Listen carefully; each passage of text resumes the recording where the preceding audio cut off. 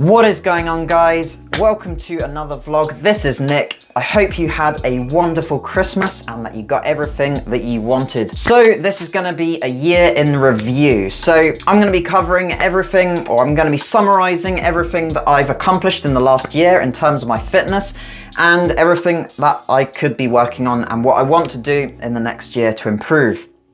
So, as you may be aware, if you've been following my vlogs, I've been doing a lot of weight training, a lot of lifting heavy in the weights area and trying to improve my strength gains. Now, this has come with some benefits. So, for example, I've reached a few of my goals. I'm able to lift heavier slightly now than before, and my gains, I believe, has increased as a result.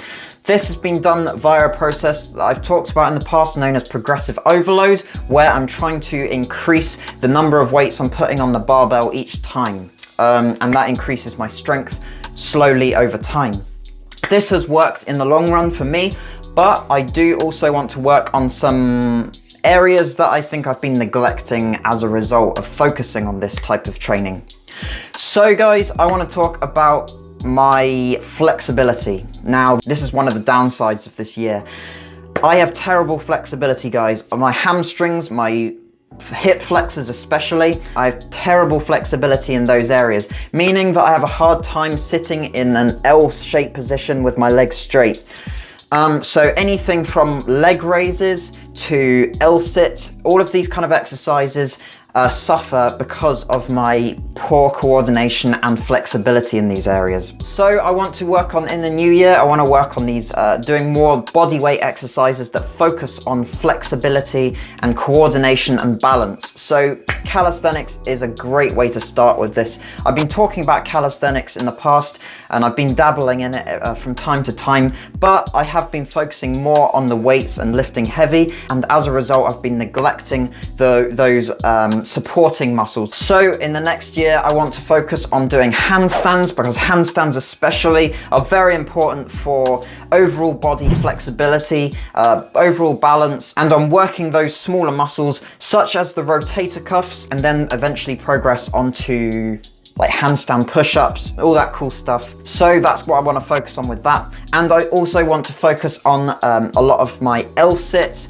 planches, all these kind of body weight exercises that rely especially on body flexibility, on full body coordination, and strength in those smaller areas such as your wrists and your rotator cuffs, which are often neglected in a weight training program or in doing more compound exercises. That's not to say that I want to neglect the weights and just do body weight exercises. I think that to optimally increase my overall physique and athletic capabilities, I think that including both calisthenics and weight training into a program is optimal for both increasing my strength gains and in increasing my overall flexibility. So I think that that's kind of the way forward now. I want to work on those handstands, I want to work on those planches, those leg raises especially, try and really stretch out my hamstrings so I'm able to perform these exercises without any trouble. All right guys, so I want to leave you with a quick tip. So when we're working out alone, it can be very difficult to perform to absolute failure. And this is because we might not have a spotter with us to guide us to absolute failure. We might be able to lift the weight to a certain degree, but then we can't perform any more repetitions because it's too heavy, and we might consider this failure. But there is a way to go to even further with your weight, really take it even to the next level. And this would be to have a spotter to lighten the load slightly for you, so then you can then work to failure again and really break down the muscle fibers. Of course, this is going to be impossible if you don't have a spotter, guys. So what can we do to overcome this? Now, it's going to be very difficult with, say, chest press exercises and shoulder press exercises, but there is things we can do for, say, body weight exercises. So as I've been doing body weight exercises in the last week, I found some ways to overcome this kind of this limit. When we're performing the pull-up, for example, how can we go to absolute failure when we don't have a spotter? Well, we can work around this by performing half reps. So when we fatigue ourselves, when we're doing 3 sets of 8 to 10 reps or whatever level we're at, and then we can't do any more full reps, well, how can we go a little bit, well, how can we push ourselves a little bit further? Well, we can do what's called a half rep. We can jump up into the exercise as opposed to going from the bottom and then pulling yourself up.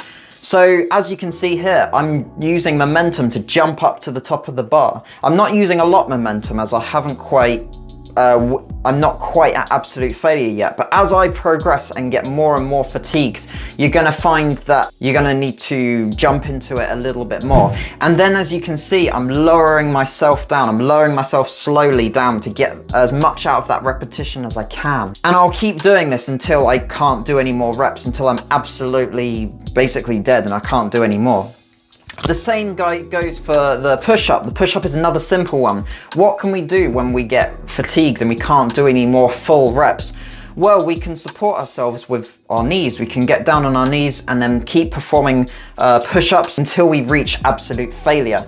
So it is possible, guys, with certain exercises, especially body weight exercises, that we can get a little more out of those exercises. Once we reach failure, we can push through by employing some of these techniques to get to absolute failure, whether it's using more momentum in the lift or using another part of our body such as our knees to support us, so then we can get those crank out those last few reps and empty the tank. So that's kind of a tip that I wanted to leave you with for the new year, guys. I hope you found it interesting. I hope you found this vlog interesting. Make sure to like this video if you found it useful, and subscribe to my channel. It really helps in the long run as well. Have a great new year, guys. I might not post another vlog until the new year, but we'll see how that goes.